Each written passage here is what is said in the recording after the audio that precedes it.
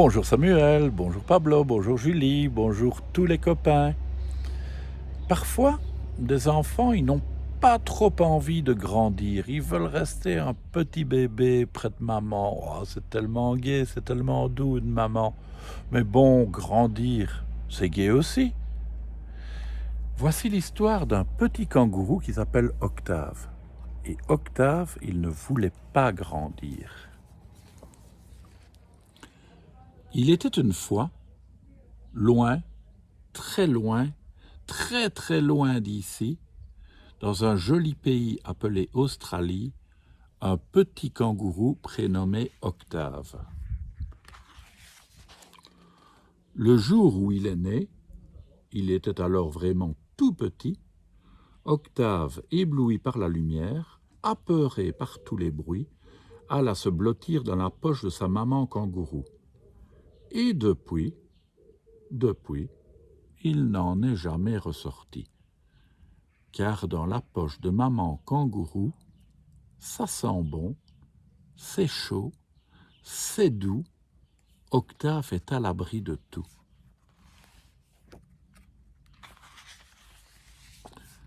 Le temps passe, Octave grandit, grossit, prospère, et maman kangourou se désespère.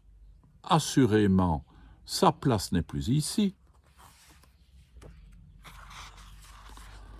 Octave, mon petit, tu es lourd, tu sais, et il y a tant de choses à apprendre quand on grandit. Papa prend sa grosse voix et dit d'un air fâché. Octave, ça suffit. Tu es grand maintenant. Là où tu es, c'est la place des bébés. Car dans la poche de maman kangourou, ça sent bon, c'est chaud, c'est doux, Octave est à l'abri de tout. Du coup, Octave ne montre pas même la pointe de son oreille. L'autruche passant par là ne peut s'empêcher de mettre son grain de sel. Allons, allons, voyons, il va bien finir par sortir, ce polisson. J'ai mon idée sur la question. Octave, si tu montres ta frimousse, tu auras de la crème au pamplemousse. Se dit Octave, de la crème. Mais il ne bouge même pas l'un de ses orteils. Car dans la poche de maman kangourou, ça sent bon, c'est chaud, c'est doux, et Octave est à l'abri de tout. Le singe se penche vers maman kangourou et lui dit à l'oreille « Moi qui suis très malin, je sais bien comment faire bouger ce coquin.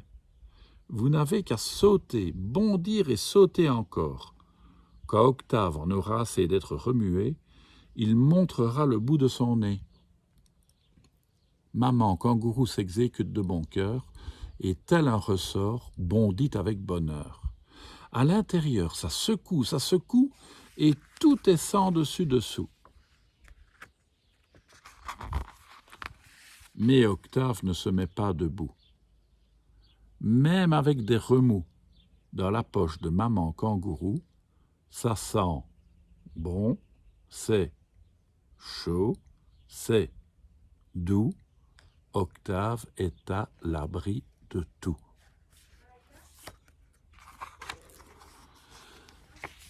Partout, sur les troncs d'eucalyptus, papa kangourou colle des affiches. Il propose une grosse récompense à celui qui réussira à faire sortir son petit gars. Et tous viennent tenter leur chance, le dingo, l'ornithorynque et même l'affreux boa. C'est alors qu'arrive très lentement le très vieux porc-épic au dos couvert de piquants. Il se plante devant maman kangourou, ajuste ses lunettes et appelle en chevrotant « Octave, Octave, tu m'entends, mon enfant ?» « Oui, oui, » répond le petit polisson. Le sage animal s'approche un peu plus et chuchote. « Te rappelles-tu que demain, c'est ton anniversaire ?» Bah oui, réplique Octave, un peu moins fanfaron. Le porc-épic reste un moment silencieux, puis il souffle à nouveau. Alors, as-tu bien réfléchi?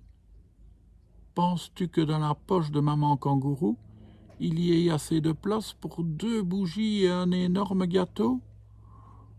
Pour des amis et encore plus de cadeaux? Cette fois, ce n'est plus un jeu. Octave comprend que c'est du sérieux. Pourtant, c'est dur de choisir entre son doux repère et une splendide fête d'anniversaire. Même si pour des amis, des cadeaux et un goûter, cela vaut peut-être le coup de montrer le bout de son nez. Alors, un peu engourdi, un peu maladroit, Octave fait un bond, puis 2, puis 3.